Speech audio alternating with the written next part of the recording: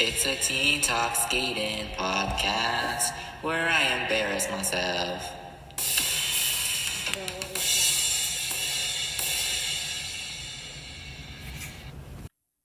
Hello, and welcome to episode number 36 of a Teen Talk Skating podcast.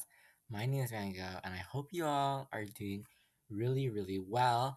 I know I am doing really well because of all the love and support for the podcast recently. The last few episodes have been doing really well. I want to thank everyone for listening to me rant for 50 minutes straight. Um, yeah, it's really good. And I'm just so happy that people are enjoying the podcast, listening to me rant for 50 minutes. That people are clicking on, listening to my thoughts and ideas and opinions about, the whack events that have been happening recently, and I'm so happy, so happy about everything right now, and it really motivates me to keep on doing it and ranting, and yeah, because I guess some people do find it entertaining. um Spotify even gave me some like statistics, I guess. We have listeners from the USA, which is the biggest amount, but we also have listeners from Honduras, from Belgium, Canada, Italy, Sweden, Spain, Serbia, and Australia. And that is just so crazy to me that people from around the world are listening to this random teenager talk about figure skating. And, I kind of started this podcast just to rant for me, but now it's like being shared around the world and people are enjoying it and people are clicking on and listening, which is just absolutely insane to me. And I want to thank everyone again. Oh my gosh, like I could say thank you like 10 million times probably, because it's just crazy to me that there's people from like the other side of the world listening to this other side of the world, and they want to hear about figure skating and stuff like that. And I'm like, I don't know, it makes me super duper happy. But big thank you for everything right now. Big thank you, because I do not know. I don't know. I don't know what I would do. I don't know. Like, this podcast means so much to me, and I'm so glad that other people are enjoying it. And stay tuned, because the season is just about to begin. There's so much more exciting stuff that we're gonna talk about. I hope you guys all come along for the ride. I hope we get even more listeners from even more countries, and like, what if I become famous? I'm kidding. I'm not gonna become famous. But I'm glad that people are listening and coming to me as kind of like, I don't know, something to listen to about figure skating, I guess. This random weird obsession that I have. But thank you so much. I know that's a really long intro. Today's episode is a video essay episode, which we all love. I love making these. And time for your program of the week. Thank you so much for listening to the long rant.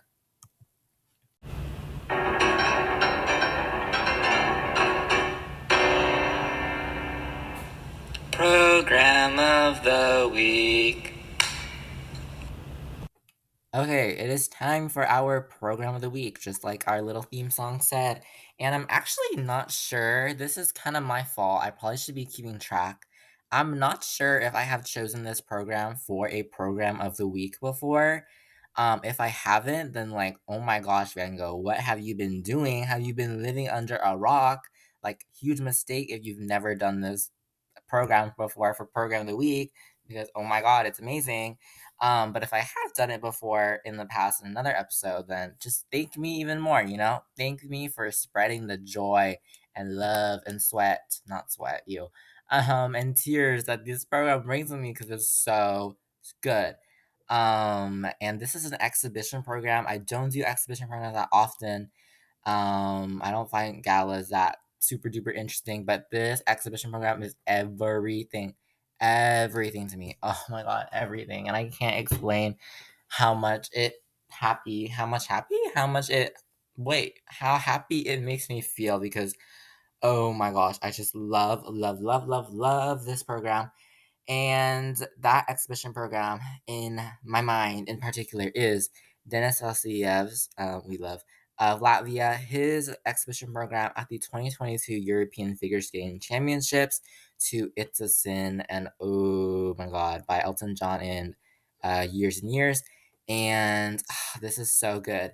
The kind of idea that comes to mind is the phrase like dance like nobody's watching. This feels like that to me. This just feels like Dennis Felicios is dancing like no one's watching him. The audience doesn't exist, and he's just there vibing, kind of dancing in his room, kind of vibes, but dancing in a way that's so organic and original. This doesn't feel like so heavily choreographed. It feels like it's a bit messy, but in a sense, like intentionally messy, and it works so well. And I love this program. The music is really upbeat, but at the same time, it's really soulful and kind of deep within it. And the same thing with Dennis Felicity of skating here. He does this like set of like 20 twizzles in one foot. Like it's crazy. There's this beautiful, prolonged spread eagle that could he just flies across the rink, and then he kind of goes into like a half cantilever squat, and oh my gosh, and the outfit, and this is ponytail. Dennis Valsievs, it's a good program. What else? I just love his skating so much, and I love this program. The outfit is cool to look at. Just so many good moments. The jumps he does are really good. The triple axel, like, goes to the moon and back, and I just love this program. It's so deep. It's so fun. It's so energetic. The crowd is clapping along, but it's almost like he doesn't hear it. It's almost like he just keeps on skating like it's nothing. Like the world has ended, and who cares what anyone says anymore? Who cares about the judges? And I think that's the point of an exhibition program is to kind of let yourself out. And this feels like that. It's so expressive, it's so organic and original. And the movement within it is so ooh, it's done so well. It's not artificial. It's so natural, and he just moves like to the music like there's no tomorrow. And I love this program. So please check out if you want to cry and be happy all at the same time. Dennis Falsias and his It's a Sin exhibition program at the 2022 European Figure Skating Championships. Thank me later, people. Thank me later. I promise you. Thank me later. Okay? Go check it out. Time for your main episode. Yay. That was your program of the week.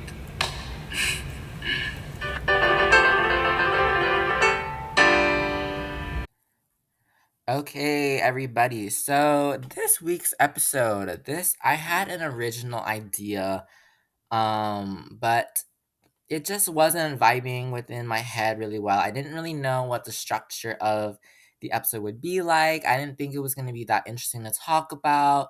I didn't think that, it really was an interesting subject. And I just thought, like it's not really fun and it's not really enough for me. And, I think that if I'm not motivated to kind of make an episode about a certain topic, then, and that I feel that it's really interesting and it motivates me to make it, then I feel like it will really show in how I talk about it, and then the episode won't be good. So I've decided to go. I was like kind of brainstorming what's another topic that I'm really actually passionate about, and I know I can talk a lot about and in an enthusiastic manner, and that I think will be really interesting and relevant for us, the audience. Again, shout out to all the new fans from around the world. Hi. But yes, my brain is crazy. So this is actually the second idea of the week for an episode. And this week's episode, I really want to talk about social media and figure skating, if that makes sense. Um, Particularly fan made content. And I'll discuss it a little more in depth later. In depth. I think.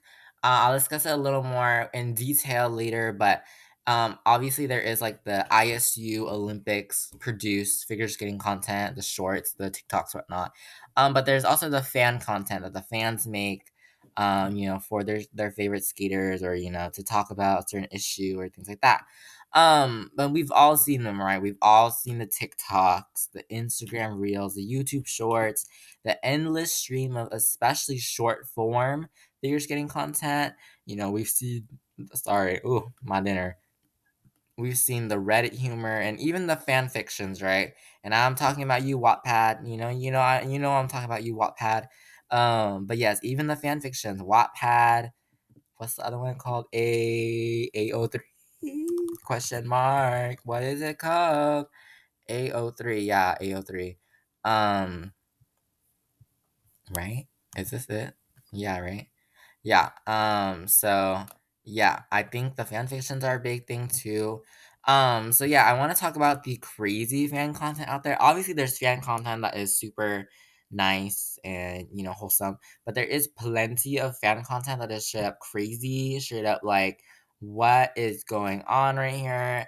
That is, it's not all the time. It's sometimes out there. I see you Wattpad fan fiction. Um, but sometimes I just come across them and I'm like, what are they talking about? Like, what are they doing? You know what I mean? And I'm not even on like social media like too much compared to like the average person, I would say. But I still see a ton of edits and fan fictions and content that is a bit strange sometimes. So I really want to delve into that today and talk about social media, figure skating, the craze behind it, why it exists, kind of a thing. And hopefully my throat will survive until the end of this episode. I feel like I've been talking so much this week that I probably need to shh a little bit. But you know what? We'll shh after this episode, okay? Oh, that was a high pitch. Let's ignore that, people. The first thing I want to talk about is edits. This is probably the biggest makeup of figure skating fan content that I've seen is edits. And obviously, it's a very general, broad term. It's just a bunch of clips of figure skaters getting edited together, often set to music. And this can be you. I usually see these on YouTube Shorts, and Instagram Reels, kind of like what am I saying again? Kind of things. Like, hey guys, it's things. That's not helpful. But kind of a couple of the common themes that show up in these edits are storylines of skaters. They might be crying and losing, and then they have their epic journey back up. I see a lot and lot and lot of romance, especially between ice dance couples. Not really in between pairs couples, but ice dance couples. I do feel that ice dance naturally does seem like a romantic discipline, I guess, because it's two people dancing. But there's a lot of romance in these edits. Also, crazy things that skaters do in competition, like Ilya Melinen's quadruple axel, Sawyer Bonley's backflip landing on one leg. Famous events in figure skating history. I've seen, Tanya Harding and Nancy Kerrigan. Um, I've seen, the 2018 Olympics, the 2022 Olympics that just happened. Obviously, all the events with that and the team event, the women's event, etc. And some memes too. I found a few memes here and there about, you know, when they jump in the air and they have that really weird face and it's like jump face, ha ha ha ha. But edits are so unique because I think fans can really they can take them in whatever direction they want in a way. There's infinite stories you can kind of tell. And we'll get into this later, but sometimes the stories are not real. We have to admit this, especially in the romance ones. People love to ship two figure skaters together. It's unavoidable, obviously, to see on the internet. There's so many edits of people shipping two figure skaters together, whether or not they are actually in a romantic relationship in the real world or not. Some people really just like to ship two figure skaters together and put them in an edit and show all their, little cutesy moments and whatnot. So it's like nice romantic music. And we'll discuss more of the effects of this later. I do think, obviously it can be quite harmful. But I will discuss this later. What else? Storylines of scares. Okay, I also see this a lot, and I think this one is kind of positive if it's done in an accurate, respectful manner. And then that is when they show figure skaters like crying or losing or not doing well, and then they kind of have like an epic journey, their comeback era, underdog to winner kind of trope that's going on. And I do kind of like these ones, not gonna lie. I have to say, sometimes they are kind of taken out of context, I will say. But in the end, I think it is positive that people show like, figure skaters are strong people and things like that. Um, Eliam Leenan's quadruple axel is very often a subject of edits, I would say. Like, we say that he's the quad god, obviously. I think that plays a big role into it, is making figure skating seem very epic as a sport, which obviously it is. And so I think that is very much crowd pleasing in a way in the public space, in the internet space, is seeing epic things. Surya Bonaly's backflip is quite an anomaly in figure skating. There is so much discourse around Surya Bonaly's backflip on the internet. I will say a majority of it does not seem to be true. I haven't done all the proper research, but like if you literally there's been so many Reddit posts about how people comment about Surya Bonaly's backflip and say she did it because of this, or this happened, that isn't really true at all. We also see just like if you go on Instagram Reels, Instagram comments, people like, we know them, we love them, not really. We know them, we really kind of hate them all the time. Um, but obviously, Sarah Bonaly's backflip is a very famous event in figure skating, a very famous kind of move, and it's built a lot of publicity around it that's not always super positive. And then, within the edit space, music is a big deal. I don't really see like any specific music kind of like being used over and over again. Obviously, kind of romantic music is used with the romance. Energetic music with those comeback story era things. So edits can be quite creative. They do offer a lot of creative freedom and things like that, which, you know, what's the quote again? I'm just referring to quotes all today, like, with great responsibility comes great power, right? Or no, with great power comes great responsibility. And I think edits give people a lot of power, and sometimes they don't use it in the most responsible, especially respectful ways, which we will again talk about later. Next to edits, I also see a lot of fan fiction that's written down, or just fan storylines in general, which may be found on, edits, um, and other type of fan content, drawings, and things like that. That fans like to make up their own stories about skaters and what happens in their career, which is really common. Again, Wattpad is, a very big hub of fan fiction. Um, in general, in all types of like fandoms. But I think you will, in most cases, you will find the most fan fiction about any like fandom on Wattpad. Figure skating is no exception to that. There is much Wattpad content about figure skating and figure skaters. I encourage you to research at your own discretion in a safe manner, please, because some of it is really, really strange. And people do like to make up their own storylines and exaggerate is the thing I would say. A lot of the time, I would say most of the time, a lot of storylines are true in a sense, but people like to kind of exaggerate. People like to go, on and on and on about, just how terrible this was when, it may not have been as fully fleshed out and emotional as the fan makes it seem. Let's think. And then all the romance, obviously, let's think. All the romance. There is so much romance. It's kind of icky a lot of the time because people, again, like to ship two figure skaters together that are not actually together. Or they've, not confirmed that they're together, but fans like, oh my gosh, they're totally together. How can they not be together? And things like that. Um, and then I will say, as an extension of fan fiction slash fan storylines, is a lot of figure skating hockey romances. I go to Target, I go to Barnes and Nobles. What do I see? Figure skating. Sorry. Oh, my stomach.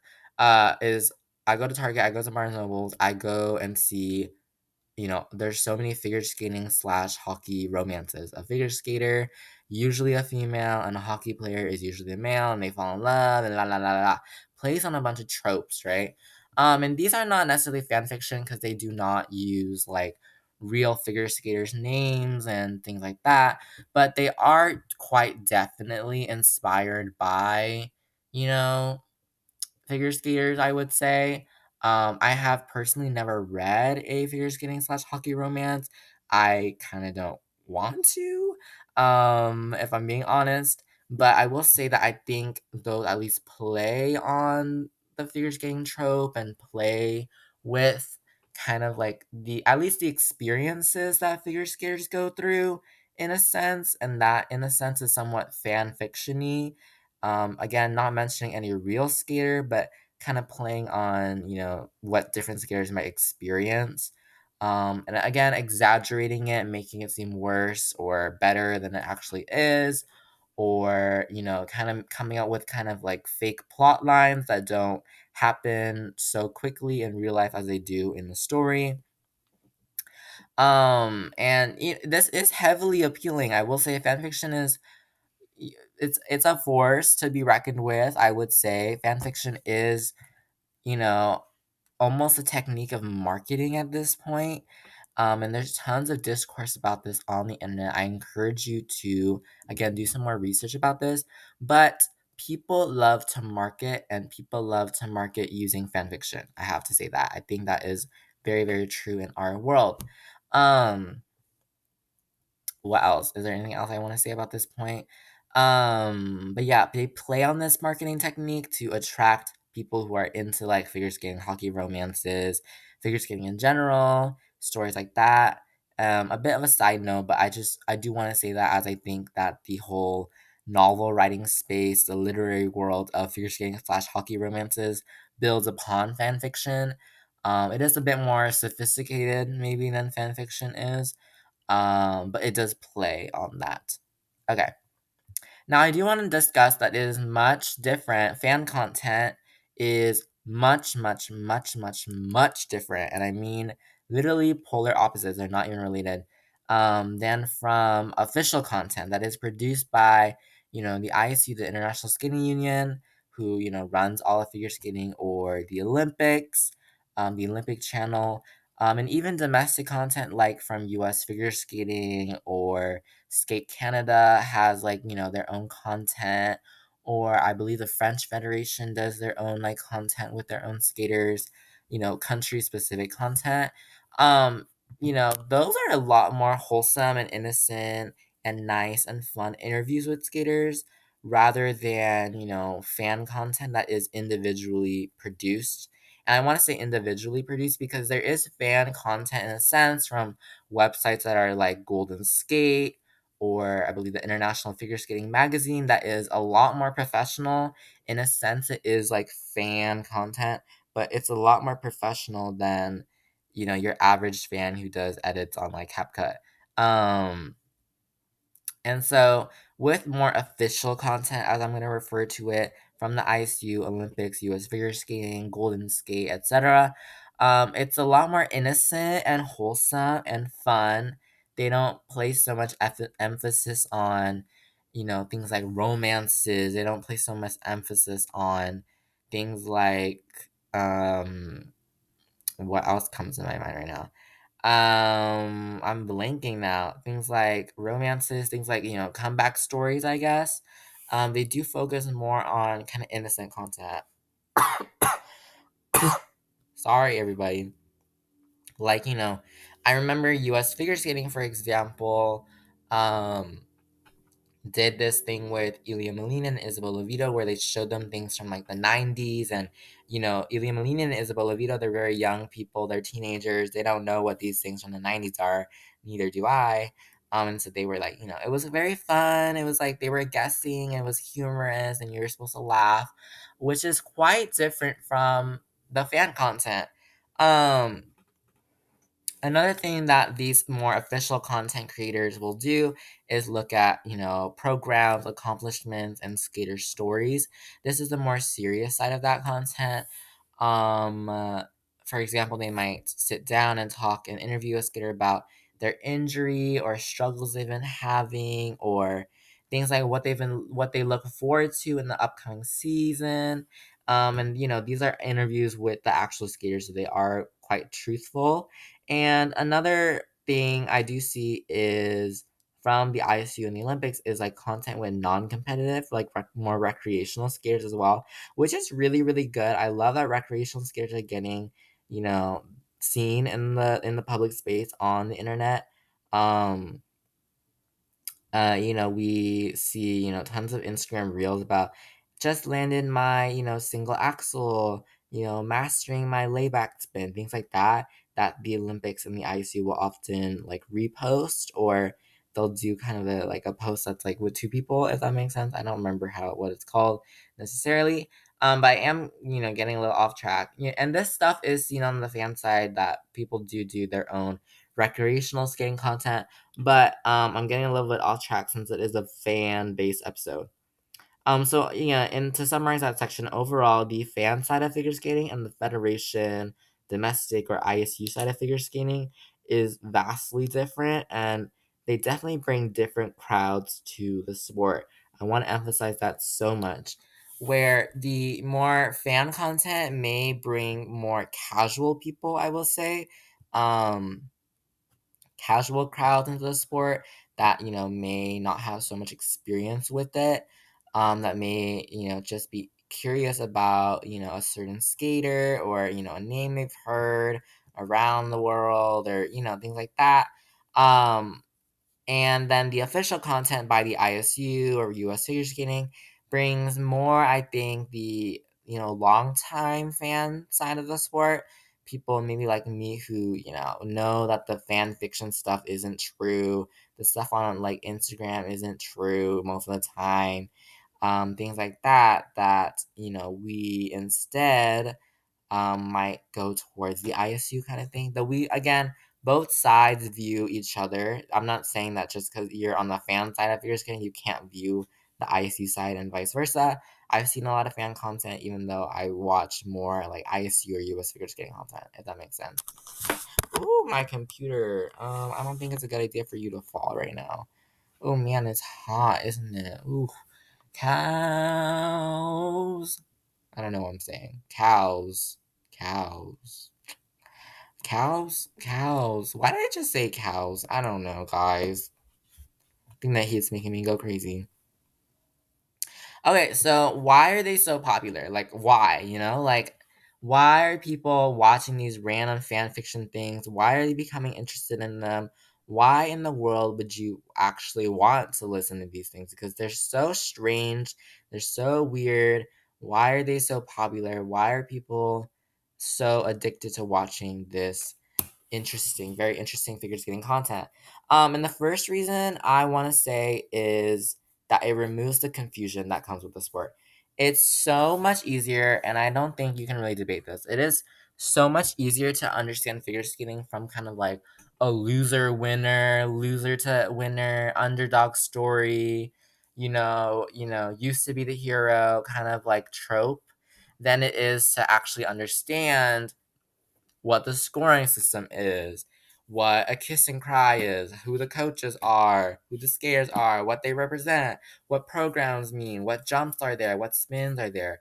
It is so much easier to just watch a video and, see that, oh my gosh, it's an enemies to lovers trope kind of thing.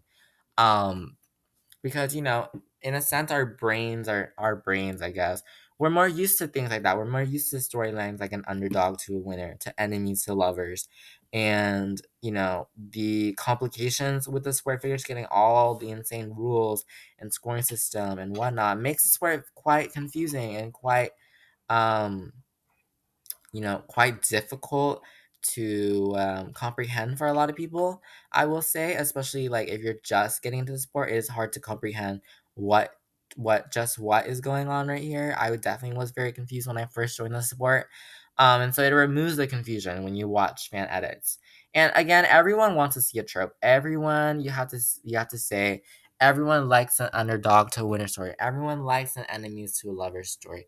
Everyone likes, I don't know. I used to be the good one, or I used to be the great one, and now I'm not, and now I'm building myself back up. Sounds like the plot of Castles Crumbling by Taylor Swift. I'm sorry. Swifty moment. Um, Often they also use skaters, these edits and fanfictions. The use skaters are a little more well known in the general slash public space. Stories that people are maybe somewhat already familiar with. Such as Yuzuru Hanyu, for example. Yuzuru Hanyu, there's tons of edits about Yuzuru Hanyu. because he is a little bit or a lot more well known than many other figure skaters, than your average figure skater. So a lot of edits tend to be about Yuzuru Hanyu, and that's why they become popular. People are like, hey, I know Yuzuru Hanyu, he's famous for this, this, this. And so they become quite, I guess, latched on to certain figure skaters that are well known and seen. I know that Yuzuru Hanyu is definitely the big one. Ili Melina, I feel like, is growing like a big fan base as well. Um, Yuna Kim too. Lots of edits of Yuna Kim get a lot of views because people are more familiar about Yuna Kim. People are more familiar with Yuzuru Hanyu. And then in general, I feel like I sound kind of old saying this, but don't judge me.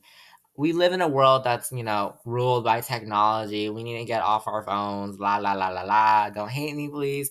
But we live in this increasingly whoa,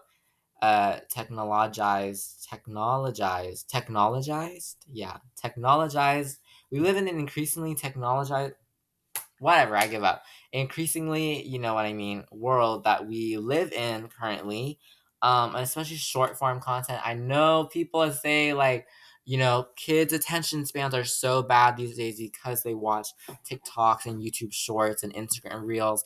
It's so easy to just click and move on to the next thing, move on to the next thing, which I definitely so agree with. People's attention spans are so bad these days. I go to school, I see it all the time. Like, guys, can we pay attention for 10 seconds without like having to like get all out of our seat? No. So short form content in general is having a huge boom right now, and that helps a lot of those edits that are way shorter compared to a really long video. People aren't watching, I feel like, as many long form videos anymore. I don't, people don't want to sit down and watch a 10-minute video about figure skating. No, they'd rather get the information in shorts, in short clips, 30 seconds to a minute, and that happens in a lot of fields, obviously. And so people are really capitalizing off of that, creating kind of a monopoly of short form, very, very short form content. Um, in all sorts of fields, not just figure skating, but I think it helps figure skating as well. With, again, the confusion that comes with the sport, instead of being confused with such long form content, let's, remove the confusion with very short form content that is easier to understand. I understand what enemies to lovers is. Wow, these two skaters are so beautiful together. Things like that. Instead of, who is that? Who's Chalking Bates? Who is, I don't know who the Shibutani twins are. Wait, Carolina Costner. Wait, who's Dennis Vasilyevs again? Like, things like that. It is confusing. There's so many names and different techniques in figure skating that make it quite the complicated system. And so having something short, succinct, to the point, not confusing, attracts so many people, I think. I think that is really a big strength of short form content and figure skating. Now, a bit more of this episode. I want to talk for the rest of this episode, I guess. I want to talk about the effects of this um, edits and fan fictions and whatnot. And there are, to everything, obviously, there are positive effects, there are negative effects. I want to keep that in mind. There is not just one really powerful negative effect that outweighs everything else. That is definitely not true. As critical thinkers in our world, we should always see everything as kind of two-sided, I guess, is what I'm trying to say. Two-sided and not just, so black and white. I guess that is two-sided. Like, not so black and white, but so much more like in depth, as I said earlier. So let's think.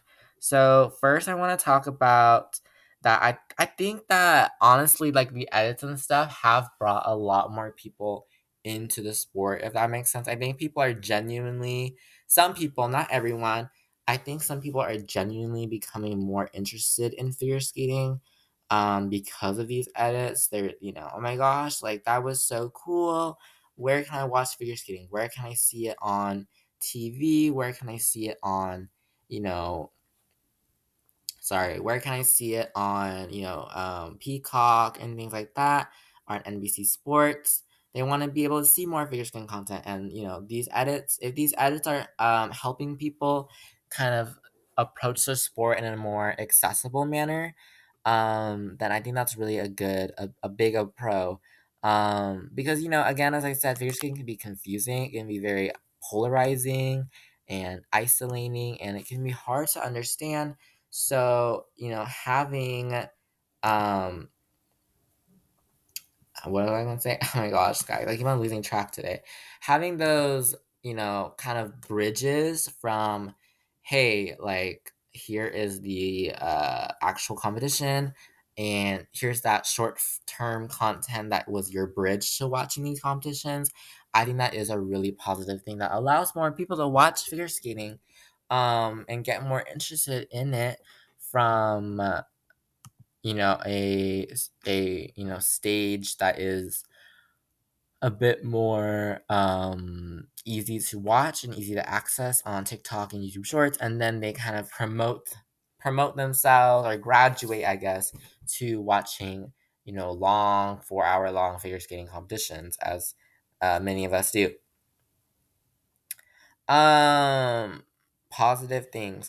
And as I said earlier, I think some like the storylines that people come up with can be very positive, and they can be truthful as well. There is truth out there on the internet. Not everything is a lie that we, totally need to be super duper worried about all the time. I think some things are actually true, and they actually do help people understand the sport better, understand why certain things happen the way they happen, understand who certain skaters are, understand this, understand that, etc. Now there is a lot of bad downsides. That doesn't mean at all that social media and figure skating is completely bad. No. Um, there are bad sides of the sport. I think that is, in any sport there is a bad side in a sense, right? There is a bad side in the sport. Um and one of those bad effects of these fan contents is misinformation. This is really big. No, they're not actually dating. No, they didn't actually do that. No, that's not how the sport works. Misinformation can actually occur quite a lot in figure skating, and sometimes it is not the fault of the editor or creator of the content. Sometimes they genuinely do not know, and can't explain something in the way it should be explained truthfully, but yet they post it anyway. Other times, I do think people intentionally try to like mislead other people into thinking so and so happened when they definitely know that it didn't, which is a lot more awful when that is happening. um so misinformation is definitely one of the biggest effects of like a lot of these like fan edits and things like that, is that people are a bit unsure, I guess, about what is true and what is not. But I can tell you that a lot of content out there is not true at all, and a small portion is true. But along the lines of misinformation as a point, I want to say that it can lead to a lot of confusion if people actually want to watch the sport like seriously, and they're considering, hey, I want to become like a big fan of figure skating. We love you, we welcome you to the family. But I think that if you've grown from watching like short form content and then you go to like to actually watching figure skating, I think it can be a bit confusing at times. Like, wait, I thought this happened in the short form content, the YouTube, the TikTok that I watched, like, why isn't it happening now? And that's because maybe they were misled by misinformation on the internet that they read in, especially the Instagram comments, or they saw it in the video, but it wasn't true, and then they're like, wait, like that was a lie, la la la. And so I think it can create a bit of confusion within the sport. If they actually do want to join and enjoy and watch figure skating like we all do, but that's a part of any world. I think digital world is misinformation, and physical world too. Our world is filled with misinformation, and people like to mislead others, and I think that can happen in figure skating. Obviously, it's not like super dangerous or anything. It just does, I think, complicate things a little bit more in figure skating and make it less accessible if people are being told the wrong information. Um, Before they actually go and watch and join the sport. Obviously, if you're, you got a job and then you got told all this wrong information, you show up to the first day of the job and it's not exactly how you were trained, then it does become a bit confusing, doesn't it? And obviously, I've mentioned this in other episodes before. I feel like with misinformation and confusion and like accessibility of skating, especially in the U.S., I believe I made an episode on around Fourth of July, that figure skating is not super accessible already. And so if people continue to make it more complicated and add more misinformation, then I feel like it does become less and less and less accessible to people who actually want to access it. And accessibility is a big thing when you're watching a sport, is how easy it is to get into a sport, how easy it is to understand the sport. And I think it doesn't help if people are misled by people who either intentionally or unintentionally mislead other people. And then I discussed this before in previous episodes. Too much fan content is, not the best thing ever, especially if it leads to a lot of hate. Um, I've said this before with a lot of examples. I feel like I remember when we did the episode on Yuzu Hanyu, I kind of touched on this a bit. When we did the episode, I don't remember. I've done a couple episodes. When I did the episode on like discussing fame and being a legend in figure skating, I kind of discussed this too. So I would check out those two episodes if you're interested in this kind of further. Shameless self promo. But fan content can be harmful in a way. Um, if it does get too overboard, I think there is quite a fine line, a boundary between what is acceptable and what is straight up mean and awful and dishonest and just disrespectful. A lot of edits, for example, of romance and things like that, I do think that they get too over the top. They do get a bit too overboard, and they are more harmful. And I am concerned for the skaters like that are edited in, like that are involved, like with their personal lives and everything. Obviously, no one should have their privacy intruded. No one should have their personal life intruded upon. But I do think that some fan edits can do that. Some fan edits can kind of damage someone's personal life if it does get too out of hand. Um, what else? I also want to talk about like the fan fictions. I think the fan fictions are, they're forever on the internet. And, I think that's a thing that people forget, is that things are kind of forever on the internet once you post them. I've heard that a lot in school, that once you post, you can't go back, right? So they're always on the internet, they're forever on the internet, and so you can't really get rid of like fan fiction a lot, and you can't really get rid of like an Instagram post like completely. So it can be lasting, is what I'm saying, that the damage can be lasting and people will come to remember you. And fan content is sometimes really harsh and harmful. People can make skaters seem, I don't know, they're just mean. Okay, don't be mean, people. Be a nice person in the world. Unlike many figure skating fans that get a bit too over the top and straight up go into intrusion and just awfulness when it comes to this kind of content. But to wrap up the episode, I know you guys are all sad, right? I think fan content is here to stay and is not going anywhere.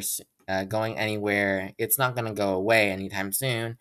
Because we continue to live in this internet, this world of internet, this world of technology, technologized. That's why I said earlier, a technologized world that controls almost every facet of our lives now. And so it is, we can't just wake up and snap and say, "Oh, internet all gone." That's not gonna happen. We know that's not gonna happen. It'd be impossible. So I think fan content is gonna be here to stay unless we, consider seriously like censoring and moderating and things like that. But I don't think that's healthy either. So that's a whole nother topic for another day. But I do think fan content is here to stay and going away way soon. The question is, I think, whether the effects of it will continue to play out as such as I've discussed, or will there be new effects of fan content? Will it become more positive in a sense? Will it become more negative? I hope that people on like, I don't really know who like moderates everything, who make sure everything is safe and like respectful and whatnot. But obviously, we shouldn't have like complete hate posts on like Instagram dissing skaters. Like, no, that's not okay. Let's be respectful human beings is what I'm asking the figure skating community. Um, but yeah, that was this week's episode on, behind the screen, I guess, beneath the screen, what is going on with figure skating and social media on a deeper level. So yeah, there's edits, there's fan fictions, there's the more official content, there's more professional content. But there is this fan content that is quite popular because it is short form. It's not confusing. It's appealing to look at tropes and stories that are very appealing. And there are many mixed effects of all of this happening that do affect our world in a sense. But thank you so much for listening to this week's episode. Next week's episode is a return to discussing the craziness of competitions, including the Challenger Series Dennis 10 Memorial, the Shanghai Trophy, and a possible quick Junior Grand Prix update. We are in October now, and October is the month when Grand Prix start, and I'm very, very ecstatic for that. So thank you so much for listening to this week's episode. My name is Van Gogh. I hope you enjoyed this episode of the Teen Talk Skating podcast, and I will see you next week for a very fun, fun, fun competition summary episode. Goodbye. Oh, wait, no, I don't say goodbye. What am I saying? Bye bye.